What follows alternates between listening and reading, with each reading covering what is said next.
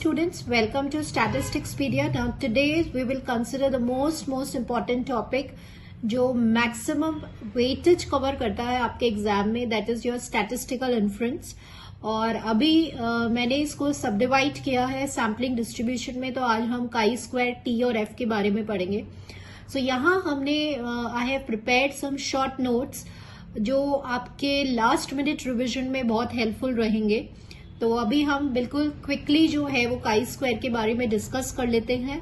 जो भी short points हैं वो मैंने फ्रेम कर दिए हैं और कुछ पॉइंट्स जो हैं वो हम क्वेश्चंस की हेल्प से समझेंगे. कुछ शॉर्ट ट्रिक्स मैं आपको क्वेश्चंस की हेल्प से बताऊंगी. ठीक है, so let's start with this. सबसे पहले काई स्क्वायर डिस्ट्रीब्यूशन जो होता है वो एक कॉन्टिन्यूअस डिस्ट्रीब्यूशन है. ठीक है ना, इसका रेंज हमें पता है 0 to infinity है. और what do you mean by काई square distribution? It is a square of the standard normal variate. बिल्कुल ध्यान से समझना. अभी आपको पता है, आपको लग रहा होगा कि आपको ये स्टेटमेंट आती है, लेकिन क्वेश्चन में बहुत घुमा के क्वेश्चन पूछा जाता है. तो ये डेफिनेशन आपको क्लियर होनी चाहिए कि जब स्टैंडर्ड नॉर्मल वेरिएट है वो क्या होता है, एक्स इफ फॉलोज, या कई बार हम इसको जेड भी लिखते हैं, if Z follows normal with 0 and 1. तो z का जब आप स्क्वायर करते हैं तो उसे काई स्क्वायर को फॉलो करता है with how much degree of freedom, with 1 degree of freedom. तो यहाँ पे ध्यान रखना है कि काई स्क्वायर का जो पैरामीटर होता है वो डिग्री ऑफ फ्रीडम होती है. तो या तो 1 डिग्री ऑफ फ्रीडम होता है या n डिग्रीज ऑफ फ्रीडम होते हैं. n क्या होता है, इफ काई स्क्वायर अगर इंडिपेंडेंट और आइडेंटिकली नॉर्मल वेरिएट्स है और उसको अगर आप z में डाल दो, ये आपका किसका हो गया, ये आपका स्टैंडर्ड नॉर्मल वेरिएट हो गया.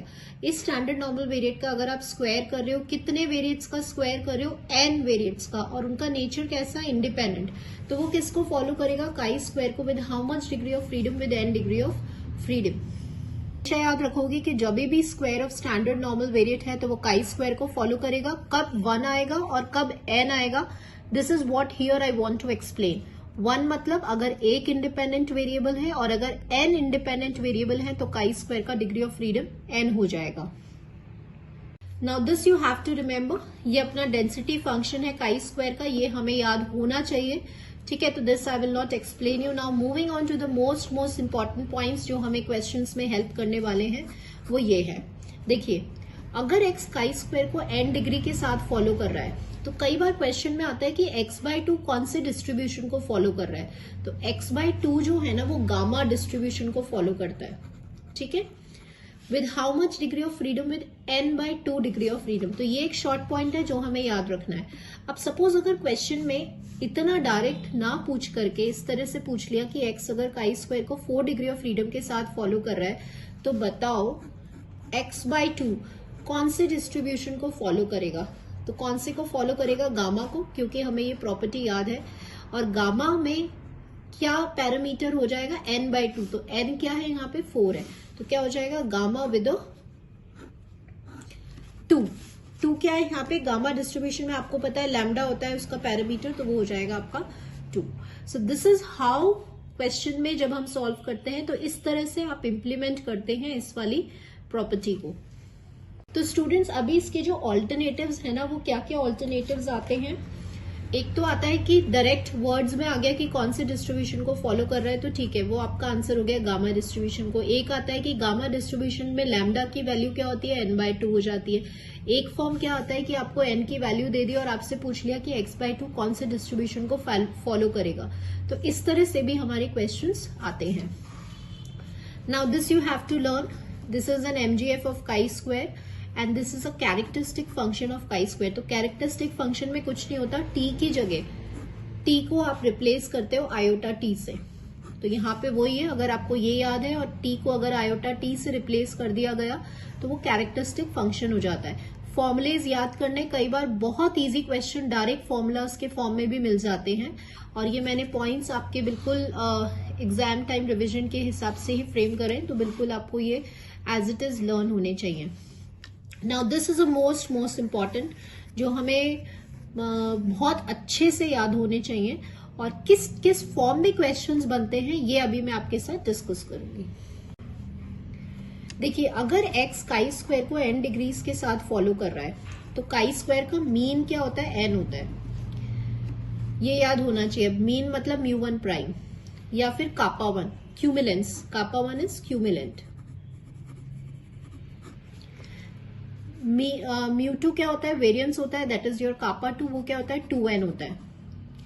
म्यू 3 आपका कापा 3 होता है, वो क्या होता है 8n होता है। And what is mu 4, 48n plus 12n square. अब व्हाई आई एम सेइंग कि ये आपको बहुत अच्छे से याद होनी चाहिए, ये वैल्यूज याद होने चाहिए कि काई स्क्वायर का मीन n होता है, वेरियंस 2n होता है। अब कई बार क्वेश्चन आता है कि एक ऐसा डिस्ट्रीब्यूशन बताएं जिसमें variance is 2 times of mean है, उस डिस्ट्रीब्यूशन का नेम बताना है। तो अगर आपको ये प्रॉपर्टी पता है कि वेरियंस 2n होता है, किसका, काई स्क्वायर का, और n क्या है, मीन होता है, तो ये डायरेक्टली आपको समझ में आ जाएगा कि वेरियंस अगर ट्वाइस ऑफ मीन है तो वो कौन से डिस्ट्रीब्यूशन की बात हो रही है, काई स्क्वायर की बात हो रही है, राइट। तो यहाँ पे क्या बताना चाहती हूं मैं, या फिर काई स्क्वायर में what is the relation between mean and variance. तो वेरियंस क्या है, ट्वाइस ऑफ मीन है। इस टाइप का भी क्वेश्चन आता है कई बार डायरेक्टली आपसे। अभी मैं आपको इसके क्वेश्चंस करवाऊंगी, तब आपको समझ में आएगा कि इसकी इंपॉर्टेंस क्या है 2f(n) की। ठीक है, तो ये हमें याद हो गया। 8n क्या होता है, म्यू 3 या कापा 3 होता है, और म्यू 4 हमें याद होना चाहिए। अब इसकी जरूरत हमें कहाँ पड़ती है, बीटा 1 में। देखिएगा बीटा 1 क्या होता है, म्यू 3 का स्क्वायर और म्यू 2 का क्यूब होता है। तो हमें ये, I am not saying to learn this, I am just saying कि आपको ये 4 याद होने चाहिए। तो सपोज अगर क्वेश्चन में आपसे पूछ लिया जाता है कि what is the value, chi square में बीटा 1 की वैल्यू क्या है, तो आप क्या करोगे, आपको म्यू 3 याद है, आपको वेरियंस याद है, आप सिंपली रखेंगे and you will tell the answer कि क्या होता है बीटा 1 की वैल्यू, राइट। तो हमेशा ध्यान रखिएगा ये जो वैल्यू आती है वो ग्रेटर देन 0 आती है। तो काई स्क्वायर का जो नेचर है वो होता है पॉजिटिवली स्क्यूड। ये बहुत सारे स्टूडेंट्स को नहीं पता होता है कि काई स्क्वायर कैसा होता है, इट इज पॉजिटिवली स्क्यूड, क्योंकि ये जो वैल्यू है ना गामा 1 वाली, ये ग्रेटर देन 0 होती है ड्यू टू दिस वैल्यू, ठीक है। काई स्क्वायर लेप्टोकर्टिक होता है। लेप्टोकर्टिक मतलब जो पीक्ड होता है ना। तो क्योंकि बीटा 2 की वैल्यू ग्रेटर देन 3 होती है। अब आपको कैसे पता कि बीटा 2 की क्या वैल्यू होगी, तो यू नो द फॉर्मूला कि बीटा 2 क्या होता है, म्यू 4 अपॉन म्यू 2 का स्क्वायर। तो अगर आपको वैल्यू निकालनी है तो आपको ये लर्न है, सिंपली सब्सटीट्यूट करेंगे and you will get the value. तो ये मैंने बिल्कुल डायरेक्टली शॉर्ट पॉइंट्स लिखे हैं सो दैट आप इसको। Next, what is a mode n-2। कई बार स्टूडेंट्स क्वेश्चन क्या आ जाता है कि अगर x काई स्क्वायर को 8 डिग्री के साथ फॉलो कर रहा है तो मोड बताएं। तो मोड n-2 होता है तो मोड हो जाएगा 6, ठीक है। तो ये सारे वैल्यूज आपको याद होनी चाहिए। Now let me tell you the additive property, ये भी बहुत बहुत इंपॉर्टेंट है। देखिए x अगर काई स्क्वायर को फॉलो कर रहा है 1 डिग्री के साथ और y अगर काई स्क्वायर को फॉलो कर रहा है 4 डिग्री के साथ, और दोनों का नेचर कैसा है, इंडिपेंडेंट। तो अगर आपसे पूछ लिया जाए कि x प्लस वाई किसको, कौन से डिस्ट्रीब्यूशन को फॉलो करेगा, तो एडिटिव प्रॉपर्टी क्या कहती है कि अगर आपके रैंडम वेरिएबल्स का नेचर इंडिपेंडेंट है तो आप दोनों को ऐड करेंगे तो आपको काई स्क्वायर ही मिलने वाला है, और उनकी जो डिग्रीज ऑफ फ्रीडम है वो ऐड हो जाएंगी। तो जब आप ऐड करेंगे तो यहाँ पे ये 5 आ जाएगा। So this is N additive property, right. So quickly एक बार फटाफट इसको रिवाइज कर लेते हैं। काई स्क्वायर एक कंटिन्यूअस डिस्ट्रीब्यूशन है और इसका जो पैरामीटर है वो उसका डिग्री ऑफ फ्रीडम होता है, जो 1 और n हो सकता है। It is a square of a standard normal variate. 0 से इन्फिनिटी इसका रेंज होता है। x/2 हमेशा गामा डिस्ट्रीब्यूशन को फॉलो करता है विद द पैरामीटर n/2। और एडिटिव प्रॉपर्टी यहाँ पे होल्ड करती है इसका MGF, इसका कैरेक्टरिस्टिक फंक्शन। इसमें मीन और वेरियंस का रिलेशन होता है। Variance it is twice of mean, it is positively skewed, leptokurtic, और मोड की वैल्यू n-2 होती है, राइट। नाउ नेक्स्ट पॉइंट्स पे मूव करते हैं। Now for large degree of freedom, अगर डिग्री ऑफ फ्रीडम लार्ज है तो काई स्क्वायर डिस्ट्रीब्यूशन जो है वो कौन से डिस्ट्रीब्यूशन के जैसे बिहेव करता है, नॉर्मल या सिमेट्रिकल डिस्ट्रीब्यूशन। तो ये इसे हम कहते हैं limiting property of chi square distribution, ठीक है ना। अब स्टूडेंट्स एक बात मैं यहाँ पे कहना चाहती हूँ, इसमें हमें ज्यादा याद करने की जरूरत नहीं है, क्योंकि जितने भी डिस्ट्रीब्यूशंस है, बाइनोमियल है, पॉइसन है, गामा है, बीटा है, काई स्क्वायर है, टी है, एफ है, जितने भी डिस्ट्रीब्यूशंस है जैसे ही उनके पैरामीटर की वैल्यू लार्ज हो जाती है, लार्ज मतलब टेंडिंग टुवर्ड्स इन्फिनिटी, तो वो डिस्ट्रीब्यूशंस सारे ऑलमोस्ट जितने भी मैक्सिमम डिस्ट्रीब्यूशंस है वो कौन से डिस्ट्रीब्यूशन की तरफ टेंड करते हैं, नॉर्मल या सिमेट्रिकल डिस्ट्रीब्यूशन। तो ये इतना कोई इंपॉर्टेंट नहीं है, बट क्वेश्चन कई बार घुमा के आ जाता है कि अगर n टेंड्स टू इन्फिनिटी है तो काई स्क्वायर का लिमिटिंग फॉर्म क्या होता है, इस तरह से आता है। तो लिमिटिंग फॉर्म मतलब लिमिटिंग प्रॉपर्टी, तो वो क्या होता है, नॉर्मल डिस्ट्रीब्यूशन होता है। Now students, this is a very very important. Now if x follows काई square with n degree of freedom, तो लार्ज n के लिए जो √2x है, अब इसको एज अ प्रॉपर्टी याद करिए, ठीक है। फॉलोज कौन सा डिस्ट्रीब्यूशन, नॉर्मल डिस्ट्रीब्यूशन। अब आपको ये पता है कि नॉर्मल डिस्ट्रीब्यूशन होगा, क्यों, क्योंकि अभी अभी मैंने आपको बताया कि जैसे ही लार्ज n है, लार्ज डिग्री ऑफ फ्रीडम है, तो डिस्ट्रीब्यूशन कैसा हो जाएगा, नॉर्मल हो जाएगा। बस आपको ये याद रखना है कि √2x में मीन तो होता है √2n और वेरियंस होता है 1, ठीक है। इस तरह ये फॉर्मेट कई बार डायरेक्टली पूछ लिया जाता है। Now moving on to the application part. तो अभी मैंने आपको जितनी भी प्रॉपर्टीज बताई हैं उसको आपको सिर्फ और सिर्फ याद करना है, ऑन टिप्स आपको याद होना चाहिए। क्वेश्चंस का इम्प्लीमेंटेशन मैं आपको सिखाऊंगी आगे क्वेश्चंस में कि कैसे करना है। Now moving on to the application part, theoretical question आता है, ये हमें पता होना चाहिए। और कि देखिए, अगर आपको सिंपल एक वैल्यू टेस्ट करनी है पॉपुलेशन वेरिएंस की, अब इसको समझिएगा, ये बहुत बहुत इंपॉर्टेंट पॉइंट है और मैं यहीं पे आपको डिफरेंस बताऊंगी कि स्टूडेंट सपोज अगर आपको क्वेश्चन में ऐसे दे दिया जाता है, ठीक है, ये मेरा H0 है जिसे आप कहते हो नल हाइपोथेसिस, तो सिग्मा स्क्वायर की स्पेसिफाइड वैल्यू को आपको टेस्ट करना है और पॉपुलेशन का फॉर्म कैसा है, नॉर्मल पॉपुलेशन। क्वेश्चन में दिया हुआ है कि पॉपुलेशन नॉर्मल है, तो जब भी आपका पॉपुलेशन अगर नॉर्मली डिस्ट्रीब्यूटेड है और आपको सिग्मा स्क्वायर की स्पेसिफाइड वैल्यू को टेस्ट करना है, तो क्वेश्चन समझिए कैसे आता है। क्वेश्चन कहता है कि आप कौन से टेस्ट को यूज करेंगे और ऑप्शंस दे दिए जाते हैं काई स्क्वायर, टी, एफ, इस तरह से। तो ध्यान रखना है कि जब आपको एक वैल्यू को टेस्ट करना है तो कौन सा टेस्ट यूज आता है, काई स्क्वायर, ठीक है। पहला क्वेश्चन, पहला पॉइंट जो बहुत इंपॉर्टेंट है।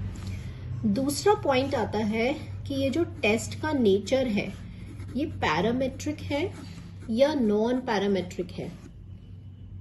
सो दूसरी बात क्या आती है कि जो टेस्ट है ये वाला स्पेसिफाइड वेरिएंस वाला, वो पैरामेट्रिक है या नॉन पैरामेट्रिक। अब ये मान के चल रही हूं मैं कि आपको पता है पैरामेट्रिक और नॉन पैरामेट्रिक क्या होता है। देखिएगा, जैसे ही आपको पॉपुलेशन के बारे में पता है कि यहाँ पे क्या नेचर है, नॉर्मल है, तो जैसे ही पॉपुलेशन के बारे में आपको अगर इंफॉर्मेशन पता है तो उस टेस्ट को बोलते हैं पैरामेट्रिक टेस्ट। तो दूसरी बात, दूसरा मोस्ट इंपॉर्टेंट पॉइंट क्या समझ में आया कि काई स्क्वायर पैरामेट्रिक टेस्ट कौन सी एप्लीकेशन में होता है, कब होता है, कब होता है, जब वो स्पेसिफाइड वैल्यू ऑफ वेरिएंस को टेस्ट करता है तब होता है।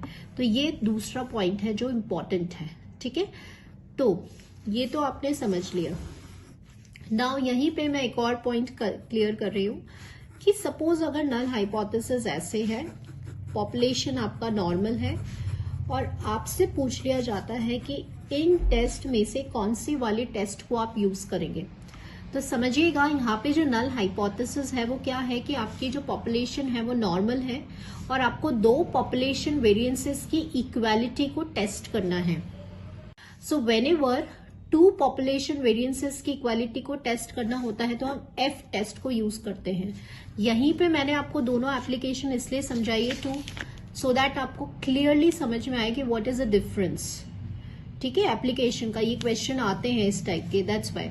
अगर आपको एक वैल्यू टेस्ट करनी है पॉपुलेशन वेरिएंस की तो काई स्क्वायर, और अगर आपको दो पॉपुलेशन वेरिएंसेस की इक्वालिटी को टेस्ट करना है तो F test, it is used to test that equality of the two population variances. Now moving on to this application part now. देखिए, अगर आपको स्पेसिफाइड वैल्यू पॉपुलेशन वेरिएंस की टेस्ट करनी है, जो अभी मैंने आपको बताया था सिंगल वैल्यू, और आपका जो पॉपुलेशन है वो कैसा है, नॉर्मल पॉपुलेशन है, ध्यान रखिएगा नॉर्मल पॉपुलेशन है, तो हम कौन से वाले टेस्ट को यूज करते हैं, काई स्क्वायर को। और फॉर्मूला क्या होता है, NS square by sigma square, ये याद रखना है आपको। NS square by sigma square follows काई square with how much degree of freedom, with n-1 degree of freedom. अब इसी का ऑल्टरनेटिव जो फॉर्म बनता है, ठीक है, तो वो बनता है ये। कई बार आपसे पूछ लिया जाता है कि ये कौन से डिस्ट्रीब्यूशन को फॉलो कर रहा है, तो ये भी काई स्क्वायर को n-1 के साथ फॉलो कर रहा है। बस ये है कि इसको हमने इस फॉर्म में एक्सप्रेस कर दिया। अब ये भी समझ लीजिए कि हमने ये कैसे एक्सप्रेस किया। एस स्क्वायर होता है सैंपल वेरिएंस, है ना, तो उसका जो फॉर्मूला होता है वो ये होता है, this is a formula.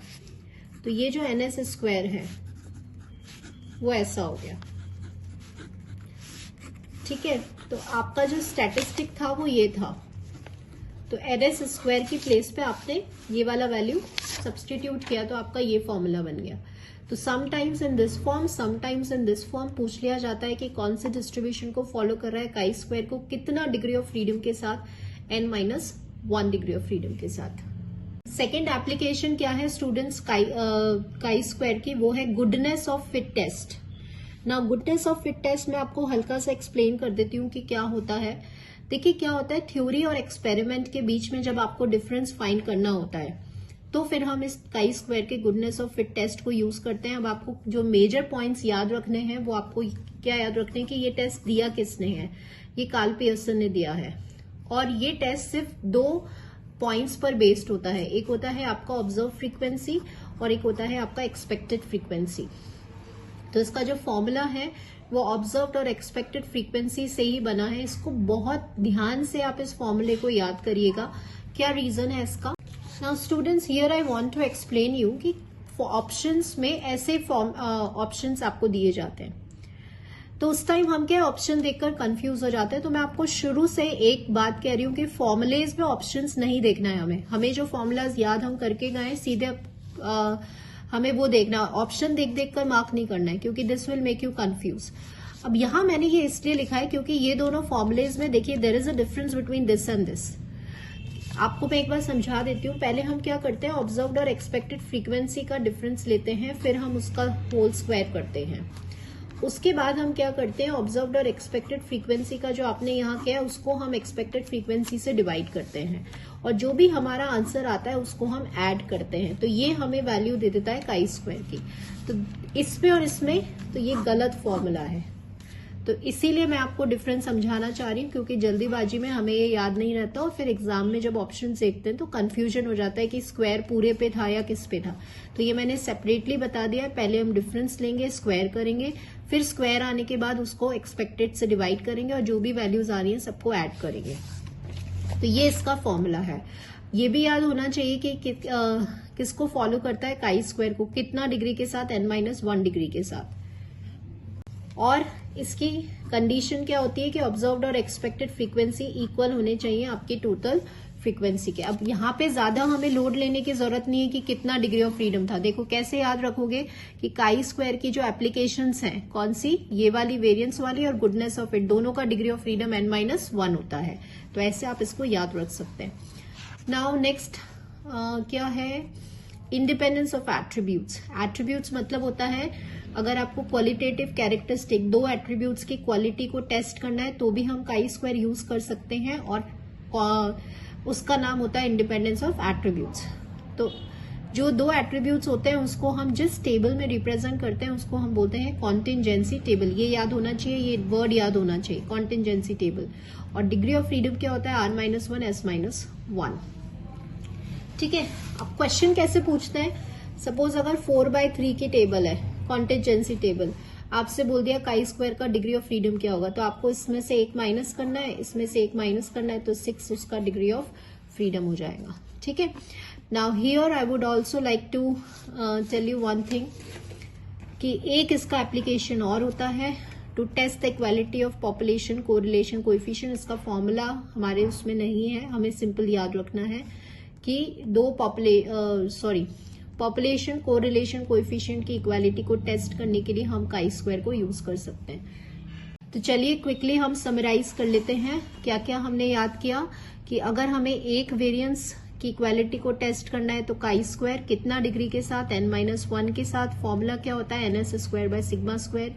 Goodness of fit test में क्या होता है, कार्ल पियर्सन ने दिया है और इसका फॉर्मूला होता है ऑब्जर्व्ड और एक्सपेक्टेड फ्रीक्वेंसी पे बेस, इसका भी डिग्री ऑफ फ्रीडम n-1 होता है। और नेक्स्ट होता है इंडिपेंडेंस ऑफ एट्रीब्यूट्स, इसको हम टेबल में रिप्रेजेंट करते हैं, उस टेबल का नाम होता है कॉन्टिजेंसी टेबल, और इसका भी डिग्री ऑफ फ्रीडम r-1 और s-1 होता है। और एक और एप्लीकेशन होती है अगर हमें पॉपुलेशन कोरिलेशन कोएफिशिएंट की इक्वालिटी को टेस्ट करना है, तब भी हम काई स्क्वायर को यूज करते हैं। तो ये हमने समराइज कर दिया। Now if you have a 2x2 contingency table, इसका डायरेक्ट क्वेश्चन भी आता है, वो मैं आपको बताऊंगी अभी। अब काई स्क्वायर की वैल्यू को कैसे याद रखोगे और क्वेश्चंस में कैसे इंप्लीमेंट करोगे, तो शॉर्ट ट्रिक अभी हम समझते हैं how to learn this formula. 2x2 contingency table, तो काई स्क्वायर की वैल्यू को हमें कैसे याद रखना है ये समझिए। देखिए n, अभी I will tell you what is n is total frequency.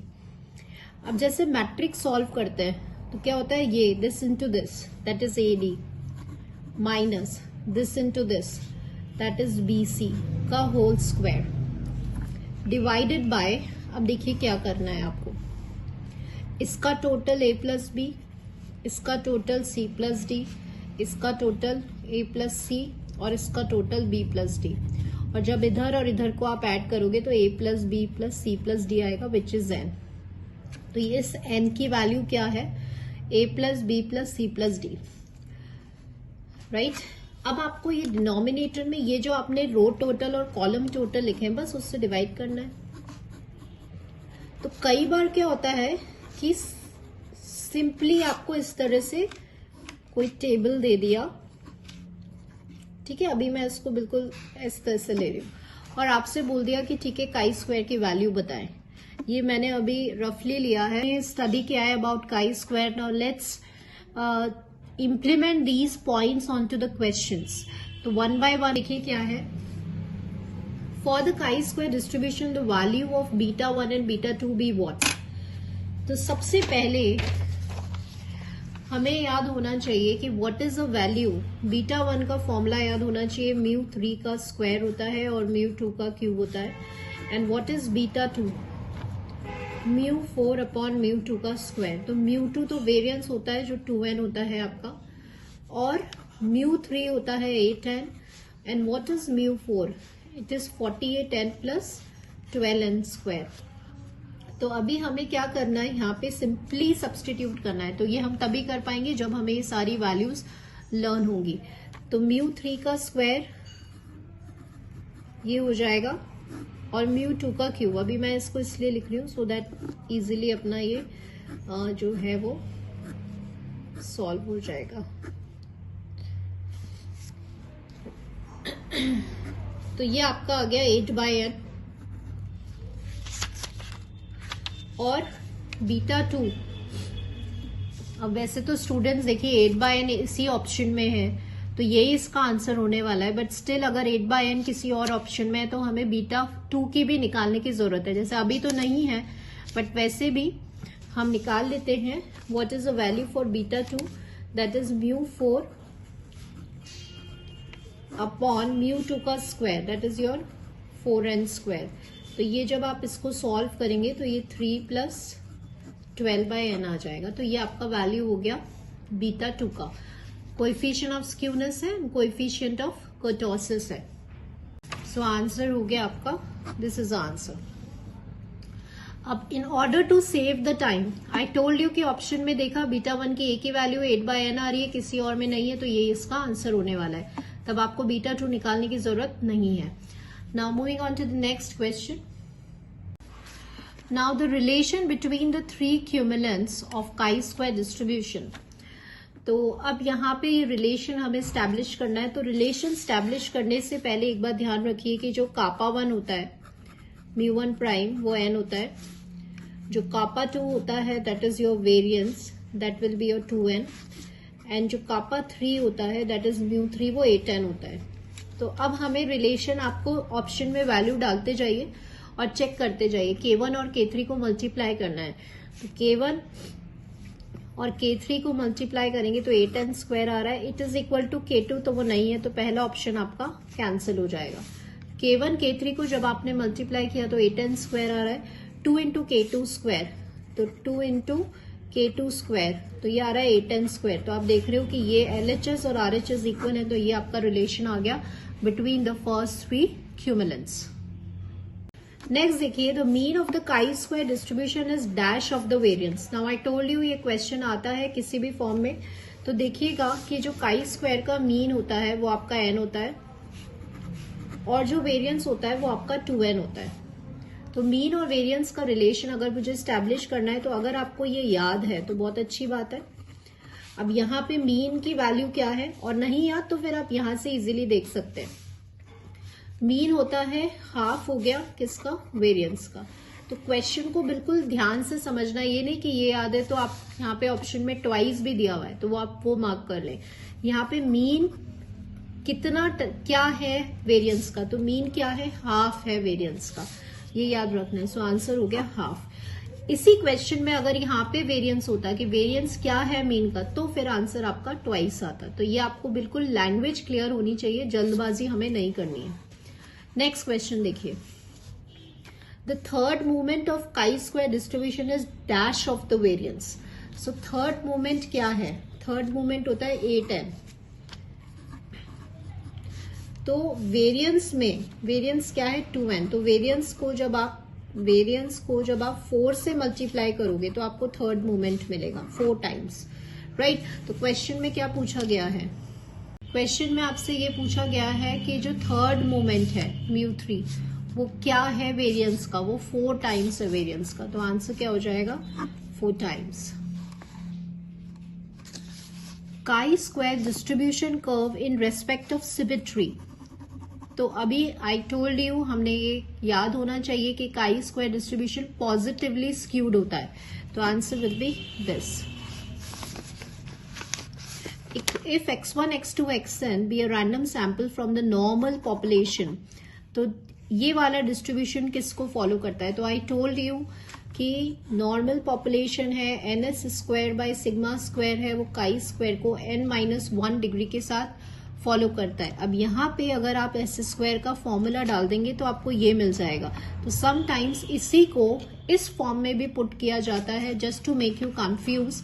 तो यहाँ पे जो आंसर आएगा वो आएगा chi square with n-1 degree of freedom. तो ये एक एप्लीकेशन है काई स्क्वायर की, जहां पे आप स्पेसिफाइड वैल्यू ऑफ वेरिएंस को टेस्ट करने के लिए जो फॉर्मूला यूज करते हैं, जो स्टैटिस्टिक यूज करते हैं, वो ये है। नेक्स्ट क्वेश्चन देखें, if x follows n 0 1 then the variance of x square is what? Now this is a very good question.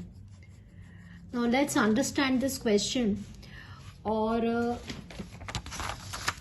I told you क्या सबको जो है वो डेफिनेशन पता होती है काई स्क्वायर की, लेकिन इम्प्लीमेंट करना हमें नहीं आता। क्वेश्चन कहता है कि अगर x इसको फॉलो कर रहा है तो बताइए, पहले तो क्वेश्चन में बोला कि इसका वेरिएंस क्या होगा। This is a question.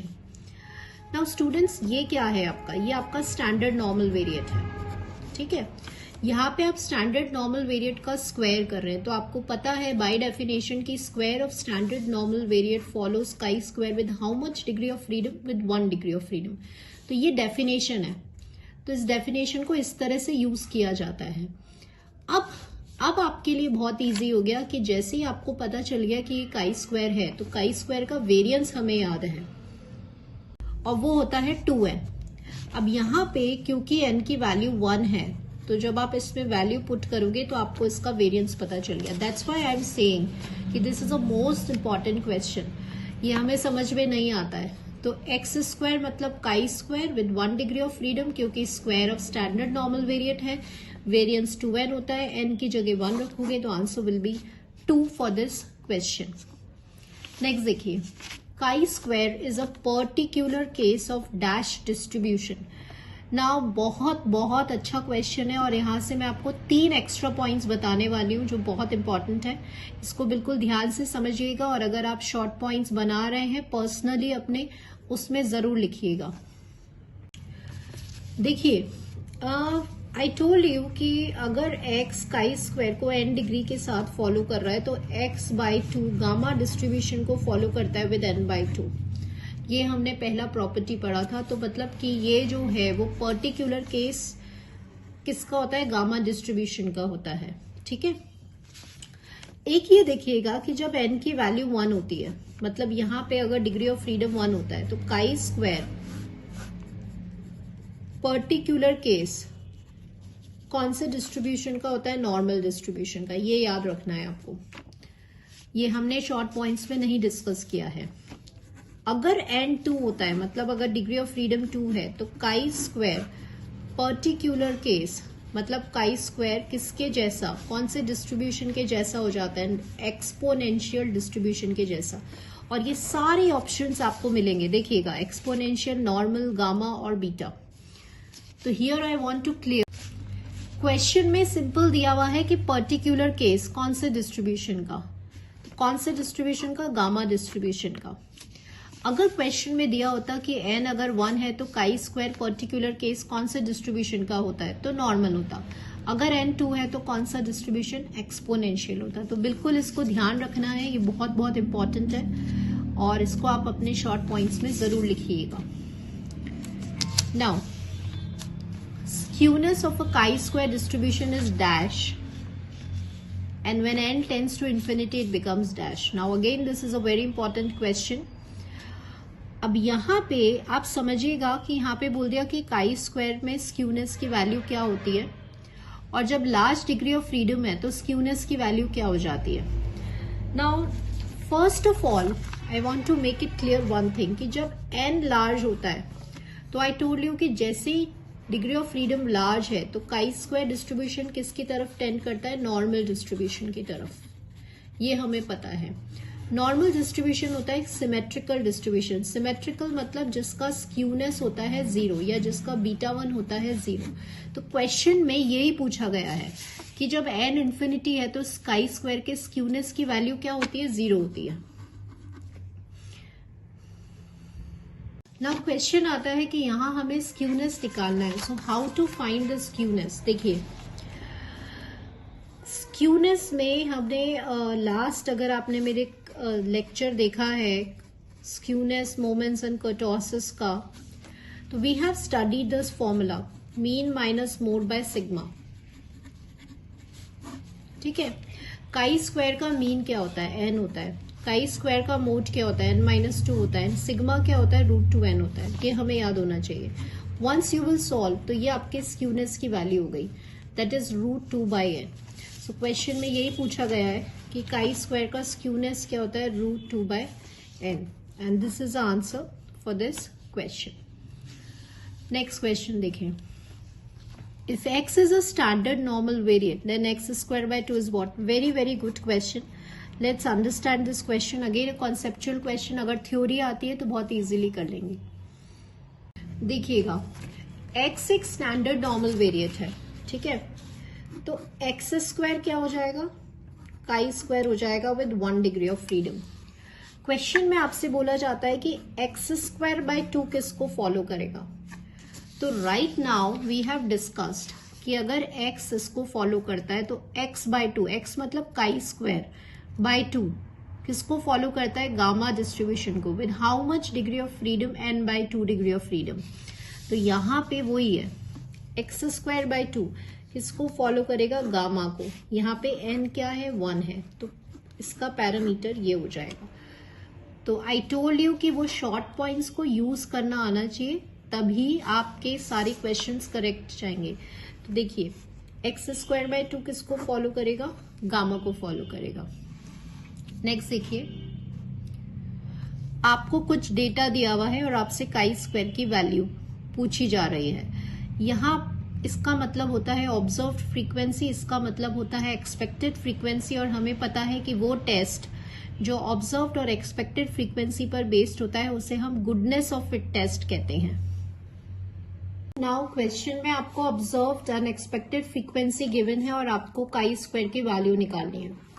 सो देखिए, whenever we have an observed and expected frequency, so आपको गुडनेस ऑफ फिट टेस्ट का फॉर्मूला बहुत अच्छे से याद होना चाहिए।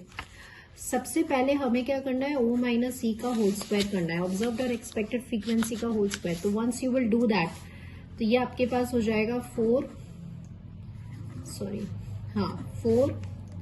और ये भी 4 हो जाएगा। फिर क्या करना है? ऑब्जर्व्ड और एक्सपेक्टेड फ्रीक्वेंसी को इस तरह से डिवाइड करना है एक्सपेक्टेड से। तो 4 बाय एक्सपेक्टेड है 3 और 4 बाय एक्सपेक्टेड है 4। फिर क्या करना है, इनको ऐड करना है। तो 4 बाय 3 प्लस 1 तो कितना आ गया 7 by 3। What here I am doing is I am using this formula, ये वाला। This is a formula for goodness of fit test जब भी ऑब्जर्व्ड और एक्सपेक्टेड फ्रीक्वेंसी आपको गिवन होगा। So answer for this question will be 7 by 3। Now this is a very very good question. अब यहां मैंने ऑप्शंस ना दे करके इसको मैंने सीधे पॉइंट्स में डाला है। अब क्या है देखिए, chi1 square and chi2 square दो इंडिपेंडेंट chi स्क्वायर वेरिएट्स है। नेचर कैसा होना चाहिए, independent. Degree of freedom n1 और m2 है। आपसे पूछ लेते हैं कि ये डिस्ट्रीब्यूशन क्या होगा, तो ये याद होना चाहिए अब आपको। इसका लैंग्वेज फॉर्म क्या आता है, ratio. Let me write it over here, ratio. So क्या आता है कि ratio of two independent chi square variates follow which distribution. तो ये इसका लैंग्वेज है, वर्ड्स में कई बार आता है। वर्ड्स में ना आकर के अगर कई बार इस तरह से एक्सप्रेशन में आ जाता है कि ये बताइए, तो इसका मतलब यही है। तो ये आप सिर्फ एक याद कर लीजिए कि ये कौन से डिस्ट्रीब्यूशन को फॉलो करता है, बीटा 2 डिस्ट्रीब्यूशन को फॉलो करता है। ठीक है, अब इसको समझिएगा कि जब ये बीटा 2 को फॉलो कर रहा है तो इसके जो पैरामीटर होते हैं वो n1/2 और n2/2 होते हैं। मतलब कि जो degree of freedom chi square की होती है उसका आधा, हाफ करना होता है हमें। ठीक है, तो ध्यान रखना है कि ratio of two independent chi square variates follows what, follows beta 2 distribution with n1/2 और n2/2। नेक्स्ट क्या है, डिस्ट्रीब्यूशन ऑफ दिस। तो ये कुछ नहीं है, ये एडिटिव प्रॉपर्टी है chi स्क्वायर की। तो ये किसको फॉलो करेगा, chi स्क्वायर। n1 और इनकी जो रेस्पेक्टिव डिग्रीज ऑफ फ्रीडम है वो ऐड हो जाएंगी। नेक्स्ट है ये, तो इसको क्या करते हैं हम, समटाइम्स ये ऐसे भी लिखा हुआ होता है x/x + y। तो आई टोल्ड यू, आपको सिर्फ ये याद रखना है कि दो इंडिपेंडेंट chi स्क्वायर वेरिएट्स का रेशियो बीटा 2 को फॉलो करता है। तो ये किसको फॉलो करेगा, ये बीटा 1 को फॉलो करेगा, और उनके भी n1/2 और n2/2। लेकिन कंफ्यूजन यहां होता है, तो आपको सिर्फ एक याद रखना है, ये वाला, दिस वन। तो इसका हो जाएगा आपका बीटा 1 विद n1/2 और n2/2। नेक्स्ट देखिए, the distribution of chi1 square minus chi2 square. तो जब प्लस में भी chi स्क्वायर को फॉलो करता है और माइनस में भी chi स्क्वायर को फॉलो करता है। अगर प्लस है तो दोनों डिग्री ऑफ फ्रीडम ऐड हो जाती है, और अगर माइनस है तो दोनों डिग्री ऑफ फ्रीडम सब्ट्रैक्ट हो जाती है। नेक्स्ट देखिए, the distribution of this. Now this is a very very good question, क्योंकि मैं चाहती थी कि मैं एक ही पॉइंट्स में आपको समराइज कर दूं, इसलिए मैंने ये क्वेश्चन दिया है। So let me explain you first. So just understand this कि देखिए, x अगर chi स्क्वायर को फॉलो कर रहा है n1 के साथ, y अगर chi स्क्वायर को फॉलो कर रहा है n2 के साथ, और इनका नेचर अगर इंडिपेंडेंट है, तो सपोज अगर x मतलब ये chi स्क्वायर अपनी डिग्री ऑफ फ्रीडम से डिवाइड हो रहा है, और ये वाला chi स्क्वायर अपनी डिग्री ऑफ फ्रीडम से डिवाइड हो रहा है, मतलब कि दो chi स्क्वायर वेरिएट्स जो हैं उनका आप रेशियो ले रहे हैं जो अपने अपने डिग्री ऑफ फ्रीडम से डिवाइड हो रहा है, तो वो किसको फॉलो करता है, वो फॉलो करता है एफ स्टैटिस्टिक को। यहां मैं जो बात कहने जा रही हूं उसको बिल्कुल समझिएगा कि जो न्यूमरेटर में होता है वो पहले लिखा जाता है, और जो डिनोमिनेटर में होता है वो बाद में लिखा जाता है। सपोज अगर ये ऐसे होता, अगर ये ऐसे होता और आपसे पूछते कि ये किसको फॉलो कर रहा है, तो आपको पता है कि ये दोनों chi स्क्वायर वेरिएट्स हैं, दोनों इंडिपेंडेंट हैं, जो अपनी अपनी डिग्री ऑफ फ्रीडम से डिवाइड हो रहे हैं। y n2 से डिवाइड हो रहा है और x n1 से डिवाइड हो रहा है, तो ये भी f को फॉलो करेगा। लेकिन मैंने आपको एक इंपॉर्टेंट बात ये समझाई है कि जो न्यूमरेटर में होगा उसको आपको पहले लिखना है, तो ये n2, n1 हो जाएगा। ठीक है, so these are the two important points which you have to remember. अब एक बात और ध्यान से सुनिएगा, ये मैंने मैथमेटिकली बताया, कई बार वर्ड्स में आता है। वर्ड्स में क्या आता है कि the ratio of the two independent chi square variates divided by their respective degrees of freedom follows which statistic? So it follows F statistic. This you have to remember. So now let me tell you this, अब आपको clearly ये समझ में आ गया होगा, दो independent chi square वेरिएट्स का ratio है जो अपने अपने डिग्री ऑफ फ्रीडम से डिवाइड हो रहे हैं, दोनों का नेचर इंडिपेंडेंट है. So this will follow F statistic. जो पहले न्यूमरेटर में लिखा गया है उसको पहले लिखेंगे और जो बाद में डिनोमिनेटर में लिखा गया है उसको बाद में लिखेंगे. नेक्स्ट देखिए, a coin is tossed 4000 times and falls heads this much. To test the hypothesis that a coin is unbiased, which test is being used? Now just understand this कि coin जो है वो unbiased है. तो question में देखिएगा, अगर 4000 times toss किया गया है और coin unbiased है तो head आने की probability इतना है और टेल आने की प्रोबेबिलिटी इतना है. मतलब ये अपन उम्मीद लगा रहे हैं, ये हम एक्सपेक्टेड मान रहे हैं कि ऐसा हो सकता है, क्योंकि कॉइन कैसा है, अनबायस्ड है, फेयर कॉइन है. ठीक है, लेकिन ऑब्जर्व फ्रीक्वेंसी क्वेश्चन में क्या दिया हुआ है, 2231 टाइम्स, कि एक्चुअली में जो हेड्स आए हैं वो कितने आए हैं, 2231 टाइम्स आए. तो जब भी हम फ्रीक्वेंसीज की बात कर लेते हैं, ऑब्जर्व्ड और एक्सपेक्टेड फ्रीक्वेंसीज की, तो हमें पता है कि we have a goodness of fit test. तो गुडनेस ऑफ फिट टेस्ट किसको फॉलो करता है, काई स्क्वायर टेस्ट को. तो समटाइम्स शॉर्ट केसेस भी आ जाते हैं और उससे हमें समझना होता है कि ये कौन से टेस्ट को फॉलो कर रहा है. नेक्स्ट देखिए, the formula used in the chi square test of goodness of fit test is what. Now this is a very very good question, बिल्कुल इनडायरेक्ट फॉर्म में आपसे पूछा गया है. तो let me explain you this now. इसको देखिए, a plus b का a माइनस बी का होल स्क्वायर लगा दिया. अब हम इसको सेपरेटली जब डिवाइड कर देते हैं तो ये आपका इस तरह से आ जाता है. अब हम समेशंस अंदर ले जा रहे हैं, तो ये समेशन अंदर चले जाएंगे, plus summation of ei minus 2 summation of oi. Now students, आपको पता है कि समेशन ऑफ OI और समेशन ऑफ EI n के इक्वल होते हैं. दिस वी नो, ये कंडीशन होती है गुडनेस ऑफ फिट टेस्ट की. तो जब आप यहाँ पे, अब वैसे अभी मैं आपको एक एक सॉल्व करनी हूँ, इतना सॉल्व नहीं करना, हमें माइंड में इजीली फास्टली कैलकुलेट करना है. तो ये summation OI square by EI minus n जो है वो उसका फॉर्मूला हो जाएगा. So this is how we have to do. तो ऑप्शन में देखिए कि समेशन OI क्या है, summation OI square upon EI, summation OI square upon EI minus n. This is the answer for this question. Now next question क्या है, let x1 x2 be a random sample from n01. Then z आपको दिया हुआ है और आपको इस distribution को निकालना है. नाउ दिस इज, मतलब ये देखिए, यहां से राइट फ्रॉम 15 क्वेश्चन स्टूडेंट्स, हमने टी और एफ डिस्ट्रीब्यूशन के मैंने क्वेश्चंस लिए हैं और उन क्वेश्चंस में ही मैं आपको सारे जो शॉर्ट पॉइंट्स हैं, जो कॉन्सेप्ट्स हैं वो एक्सप्लेन कर दूंगी.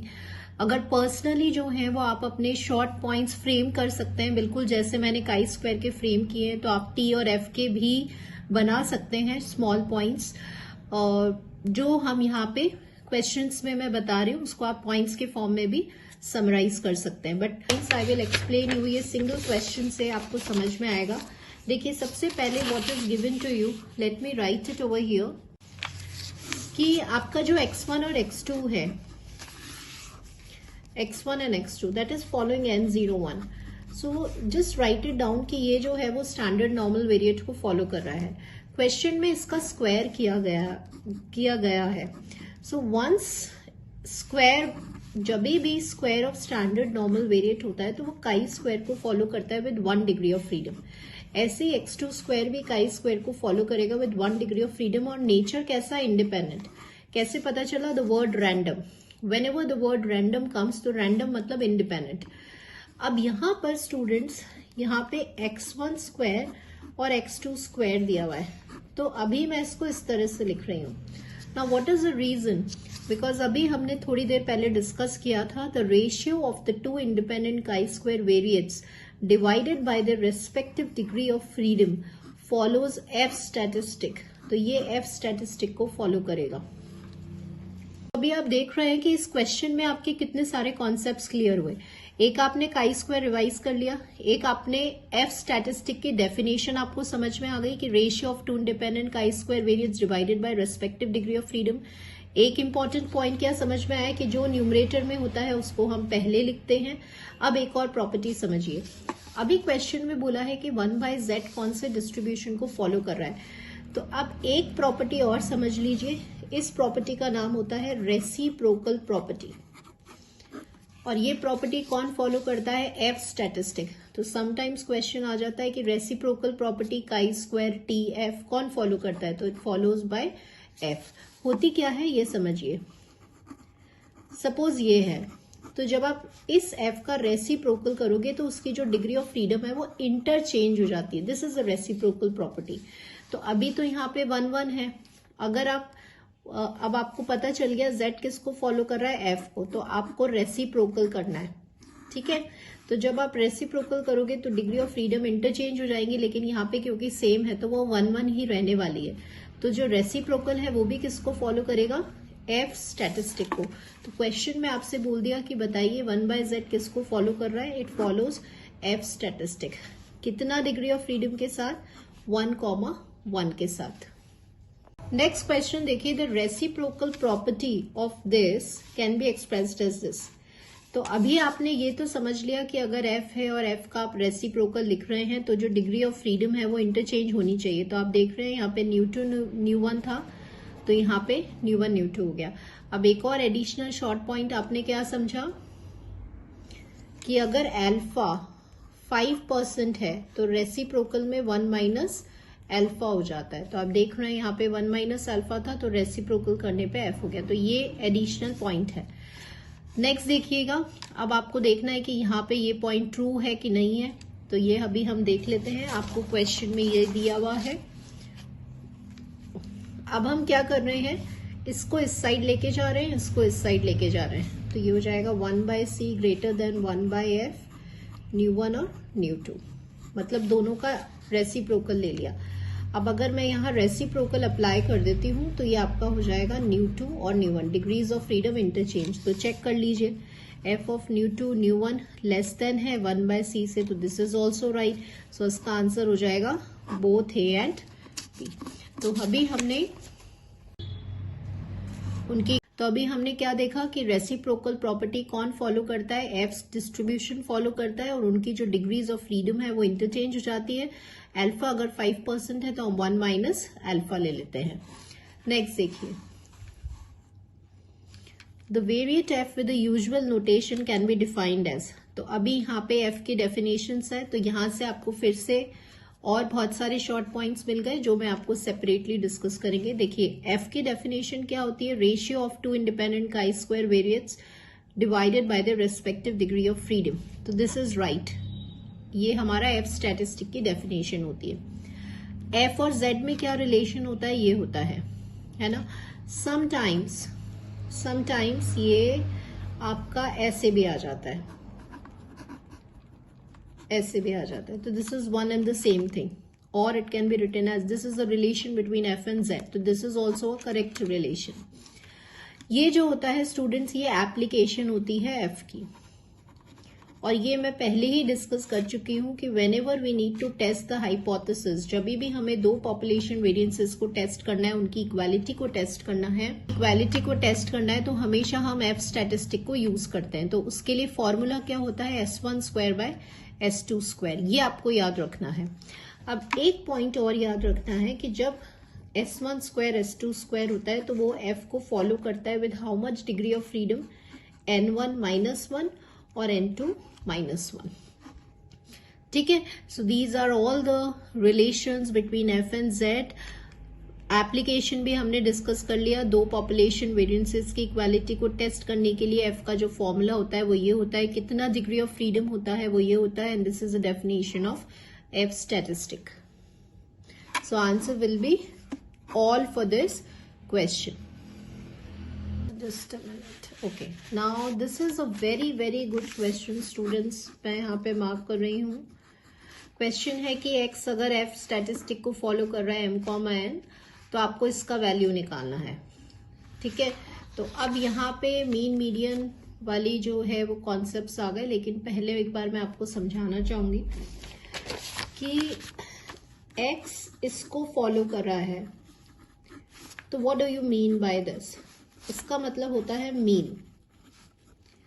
तो ये आपको लर्न करना है, जैसे काई स्क्वायर का आपने याद किया था वैसे ही f का याद करना है और वैसे ही t का याद करना है।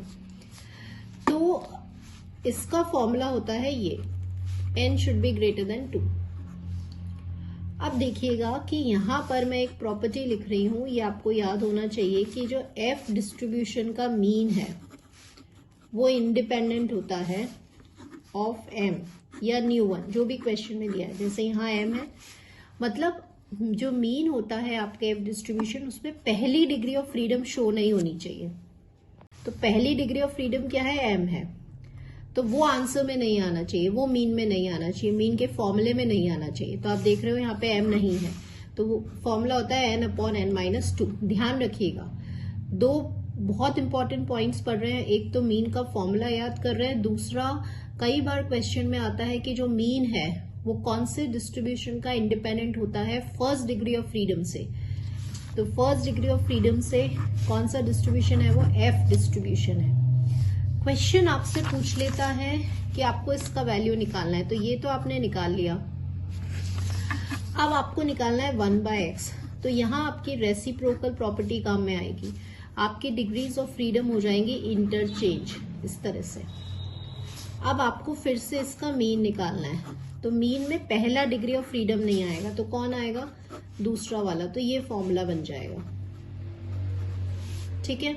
अब आपसे क्वेश्चन में पूछते हैं कि इसकी और इसकी वैल्यू निकालिए। तो इसकी आप निकाल चुके हैं और इसकी वैल्यू ये है, तो ये आपका आंसर हो गया। m और n की वैल्यू ग्रेटर देन 2 होनी चाहिए। सो दिस इज हियर। इस एक क्वेश्चन ने देखिए कितने कॉन्सेप्ट्स आपके रिवाइज करवा दिए कि ये पहला reciprocal property, degrees of freedom interchange हो रहा है। मीन जो होता है एफ डिस्ट्रीब्यूशन का, उसमें पहली डिग्री ऑफ फ्रीडम उसके फॉर्मूले में नहीं आती है। This is a formula for mean. और सेकेंडली, इस टाइप के क्वेश्चंस को कैसे सॉल्व करते हैं। This is a complete solution. So answer for this question will be this. Next देखते हैं। इफ x फॉलोज n01, मतलब वही standard normal variate y chi square को फॉलो कर रहा है, तो इसका डिस्ट्रीब्यूशन बताएं। तो यहां पर एक वर्ड आना चाहिए कि ये इंडिपेंडेंट है, ठीक है, इंडिपेंडेंट होना जरूरी है। तो आपसे ये डिस्ट्रीब्यूशन पूछ लिया जाता है। So in order to solve this question, अभी आप थोड़ा सा अपना कॉन्सेप्ट देखें। देखिए, दो टी स्टैटिस्टिक होते हैं, एक स्टूडेंट्स टी स्टैटिस्टिक होता है, एक फिशर्स टी स्टैटिस्टिक होता है। अगर आपकी पॉपुलेशन नॉर्मल है तो स्टूडेंट्स टी स्टैटिस्टिक होता है x बार माइनस म्यू s/√n। ध्यान रखिएगा, it follows T with n-1 degree of freedom. ये फॉर्मूला है स्टूडेंट्स टी का। फिशर्स टी स्टैटिस्टिक क्या होता है? z अपॉन दिस, है ना, मतलब कि ये रेशियो होता है, ये इंडिपेंडेंट है यहाँ पे chi square. Standard normal variate का रेशियो होगा divided by square root of chi square divided by its degree of freedom. मतलब कि जो काई स्क्वायर की डिग्री ऑफ फ्रीडम है उससे ही डिवाइड होना चाहिए। तो it follows T with n degrees of freedom, जो यहाँ पे लिखा होता है उसी को देखते हैं। तो ये बिल्कुल ध्यान रखिएगा, ये दो डेफिनेशन होती है स्टूडेंट्स और फिशर्स टी की। तो यहाँ आप देख रहे हैं कि रेशियो है ये स्टैंडर्ड नॉर्मल वेरिएट का, और यहाँ पे ये काई स्क्वायर अपनी डिग्री ऑफ फ्रीडम से डिवाइडेड है, मतलब ये ऐसे है। तो ये किसको फॉलो करेगा? टी को। कितना डिग्री के साथ? एन के साथ। कौन से टी को? फिशर्स टी को। तो ये भी हमें लर्न होना चाहिए। नेक्स्ट क्वेश्चन देखिए, the maximum height of the students T distribution at the point T equals to 0 is what. So यहां पर आप देखिए कि सबसे पहले हमें पता होना चाहिए कि आपका जो टी डिस्ट्रीब्यूशन है वो सिमेट्रिकल होता है। किस पॉइंट पे सिमेट्रिकल होता है? 0 पे। सिमेट्रिकल मतलब उसका जो मीन, मीडियन और मोड है वो क्या होता है? 0 होता है। ये ध्यान रखिए कि टी डिस्ट्रीब्यूशन का मीन की वैल्यू, मीडियन की वैल्यू और मोड की वैल्यू 0 होती है, इसका मतलब वो इस पॉइंट पे सिमेट्रिकल है। अब मैक्सिमम हाइट, मैक्सिमम मतलब होता है मोड, तो आपसे मोड पूछा जा रहा है कि मोड पे, मैक्सिमम हाइट पे क्या डेंसिटी फंक्शन क्या होता है। तो अल्टीमेटली आपको कुछ नहीं करना, आपको टी का डेंसिटी फंक्शन बहुत अच्छे से याद होना चाहिए, और वो होता है आपका ये।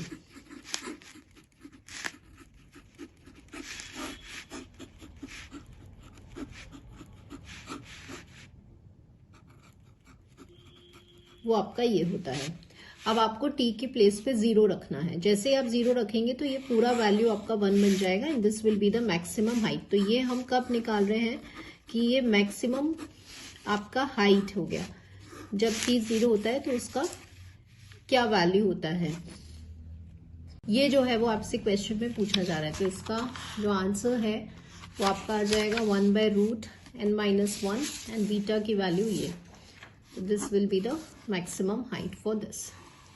Next देखिए, suppose there are 5 random variables जो इंडिपेंडेंट हैं, और सारे जो रैंडम वेरिएबल्स हैं वो स्टैंडर्ड नॉर्मल डिस्ट्रीब्यूशन को फॉलो कर रहे हैं। तो क्वेश्चन में यहाँ पर आपको ये दिया हुआ है, और will have a T distribution has a value what, मतलब ये जो है वो टी डिस्ट्रीब्यूशन को फॉलो कर रहा है, और यहाँ पे आपको सी के वैल्यू को निकालना है। So first we will write the given information कि क्वेश्चन में क्या दिया हुआ है। So students, this is the information which is given to us, और यहाँ हमें सी की वैल्यू को डिटरमाइन करना है। सो देखिए x3 स्क्वायर, तो जब हम इसको रीड करते हैं, ये square of standard normal variate है, तो ये काई स्क्वायर को 1 डिग्री के साथ फॉलो करेगा। सिमिलरली ये भी काई स्क्वायर को 1 डिग्री के साथ, और ये भी काई स्क्वायर को 1 डिग्री के साथ। अब आप देख रहे हैं यहाँ पे ऐड हो रहा है। ये सारे क्वेश्चन में दिए हुए हैं कि इंडिपेंडेंट है, तो हमें पता है एडिटिव रूल में ये काई स्क्वायर को फॉलो करेंगे, और इनकी जो डिग्री ऑफ फ्रीडम है वो ऐड हो जाएगी। ठीक है, ये बात हमें समझ में आ गई। अब क्वेश्चन में दिया हुआ है x1 + x2, तो न्यूमरेटर है, तो ये आपको पता है कि ये स्टैंडर्ड नॉर्मल वेरिएट है। स्टैंडर्ड नॉर्मल वेरिएट का अगर आप सम करते हैं तो 0 आएगा। व्हाट अबाउट वेरिएंस, तो सपोज अगर आपको वेरिएंस फाइंड आउट करना नहीं आ रहा है, तो हम इन सीधे वेरिएंस को ऐड कर लेते हैं, तो ये हो जाएगा आपका 2, राइट। तो अभी हमें क्या समझ में आ गया कि न्यूमरेटर तो इसको फॉलो कर रहा है, और डिनोमिनेटर में ये दिया हुआ है, और ये पूरा जो है it is a nothing but it is a this T statistic, ये क्वेश्चन में गिवन है। So now students, this please इसको बहुत अच्छे से समझिएगा, बहुत अच्छा क्वेश्चन है ये। और एक बात बताएं कि जब हम बात करते हैं फिशर्स टी स्टैटिस्टिक की, तो फिशर्स टी स्टैटिस्टिक क्या होता है, Z मतलब स्टैंडर्ड नॉर्मल वेरिएट, और यहाँ पे होता है काई स्क्वायर जो अपना डिग्री ऑफ फ्रीडम से डिवाइड होता है। तो यहाँ पे क्वेश्चन में गिवन है टी, तो आपने यहाँ पर देख लिया कि ये डिनोमिनेटर काई स्क्वायर को फॉलो कर रहा है, तो मतलब हमें इसको इसके जैसा बनाना है। तो न्यूमरेटर को पहले हम z बनाते हैं, तो z कैसे बनाते हैं, x1 + x2 माइनस दिस क्या होता है, x minus mu by sigma is the formula. तो सिग्मा आपके क्या आ रहा था, वेरिएंस 2 है, तो जब आप इसको करेंगे तो ये √2 हो जाएगा, तो ये आपका z बन गया, राइट।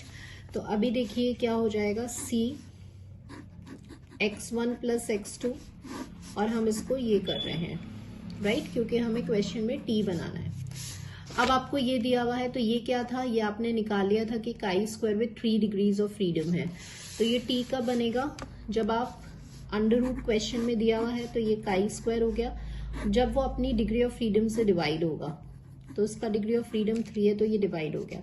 क्वेश्चन में बोलता है कि c की वैल्यू निकालें, तो अब आप देख रहे हैं कि ये √3 ऊपर जाएगा, ये √2 ऊपर जाएगा, और अगर हम इसको इस तरह से लिख दें तो ये t को ही फॉलो कर रहा है 3 डिग्री ऑफ फ्रीडम के साथ। 3 क्यों, क्योंकि जो डिग्री ऑफ फ्रीडम यहाँ होती है वही यहाँ पे होती है, ये फिशर्स टी की प्रॉपर्टी होती है। तो अब आप देख रहे हैं कि ये जो वैल्यू है ये किसकी है, c की है।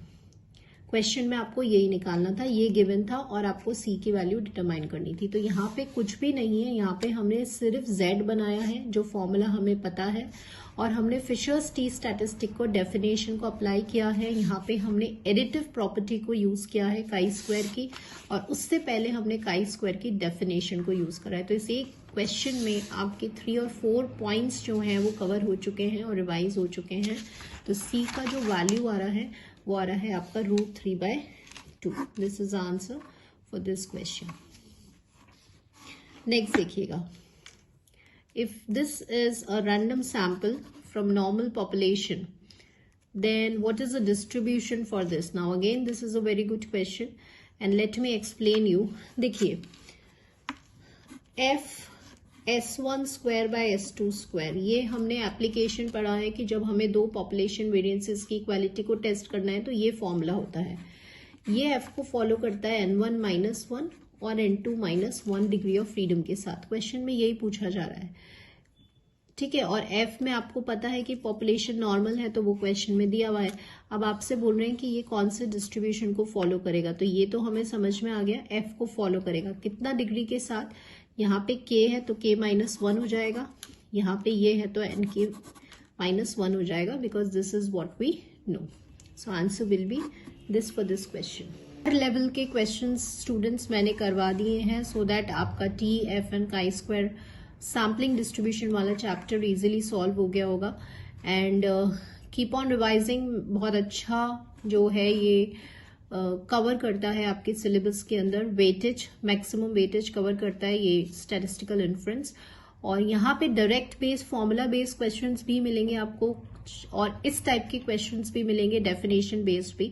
सो you have to be very strong. आपको पीडीएफ्स इसके बहुत अच्छे से याद होने चाहिए, density functions, mean, median, mode की वैल्यू एंड ऑल दैट। सो वो मैं एक्सप्लेन कर चुकी हूँ, होप आपके लिए यूजफुल रहा होगा। सो स्टूडेंट्स लाइक करते रहिए and thank you for supporting and watching this video. Thank you students.